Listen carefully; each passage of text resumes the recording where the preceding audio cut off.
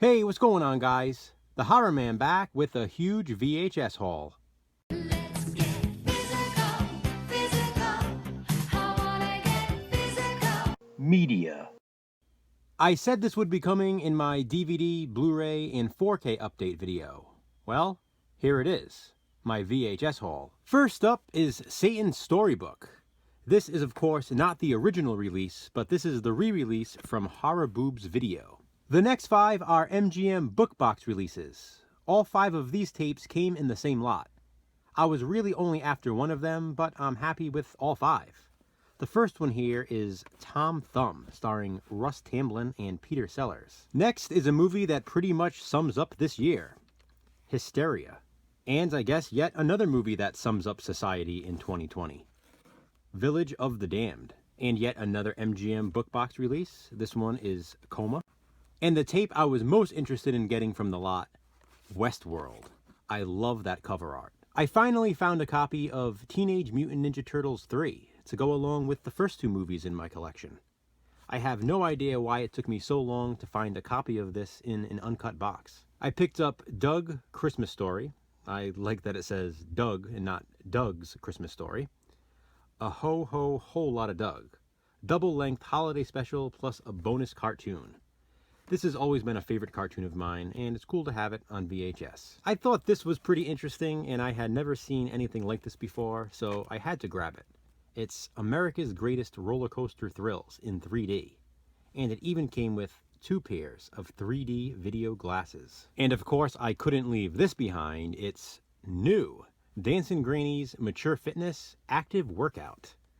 Yup, that's right. I got this one to go along with my Dancing Granny's Mature Fitness Beginners. Talk about a double feature, guys. Am I right? Speaking of double features, here's another one. Kill Bill Volume 1 and Kill Bill Volume 2. Interestingly, these tapes are actually pretty hard to find, especially Volume 2. I'm not sure why, but they're highly sought after and can get very pricey online.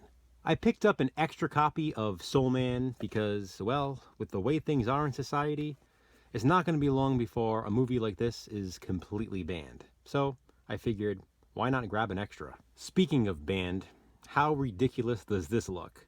Roseanne, an unauthorized biography. That's supposed to be Tom Arnold. That's supposed to be Roseanne. I mean, again, how could I leave something like this behind? This one seems to be pretty rare. It's the Lightning video release of The Movie Maker. I'm not sure if I've ever seen this one, but after I looked up the synopsis, it sounds pretty good. Here's another one that caught my eye because of the words summer camp. I really like camp movies, and I just happened to see the spine where it says summer camp will never be the same. It's actually called A Pig's Tale. After doing a little research, I found yet again that this tape is extremely hard to find and ridiculously expensive. Copies on Amazon start at around $85. Come on. Oh, and that's not including shipping. I found this copy for $1, locally. Next up is Red-Blooded American Girl. An exotic thriller was the selling point for me. Another one I looked up and seems to sound pretty good. This one looks like a fun action biker film. It's Angels Die Hard. You guys have to see these images on the back. Look at that guy. He's pissed off. You got a topless girl dancing. This guy's face is covered in blood. What is going on? Whatever it is, I need to see it. I picked up this Warner Brothers Hits copy of Innocent Blood. And since I only owned it on DVD, I picked up a copy of The Surgeon on VHS. One of my favorite Joel Schumacher films, rest in peace, starring Nicolas Cage and James Gandolfini, 8mm. I've heard this isn't that good, but I've always wanted to see it anyway. It's The Fraternity, starring Treat Williams. I grabbed this copy of The Hand to go along with this one. This one intrigued me as well. It's called Earth versus the Spider. I've never seen this before, but the cover caught my eye. I turned it over, read the synopsis, looked at some images, and it was this image right here of this guy that looks to be turning into a spider or something.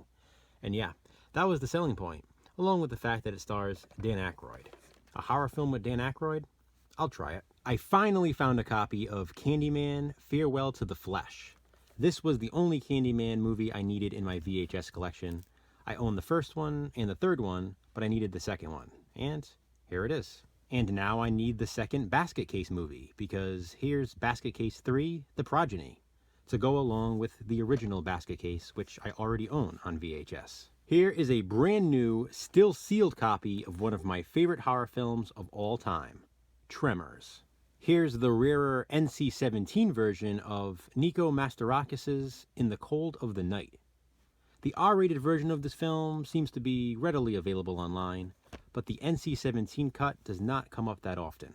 Here's a faded cover but rare tape of Body Count. This one is also known as The 11th Commandment, which actually just got a Blu-ray release recently. And to go along with that body count, I picked up this body count, starring Alyssa Milano and Ice-T. Here is a Prism VHS release of The Unearthing, also known as Aswang. Here's a slasher film that is almost universally hated. It's the 1981 Scream. This tape is also very rare though. And to go along with that is Scream and Die. This is also known as The House That Vanished, and it comes from the same director as Edge of the Axe and Deadly Manor, or Savage Lust.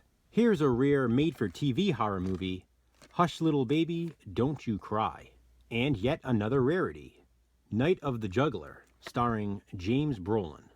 This movie is awesome, and I'm sure I'll be reviewing it at some point. Here's another one I will definitely be reviewing, and it's another rare made-for-TV horror film, Homewrecker. And finally, yet again, another rare made-for-TV horror movie. This one is Dream House. It's brand new and still sealed, and probably the rarest tape in this haul.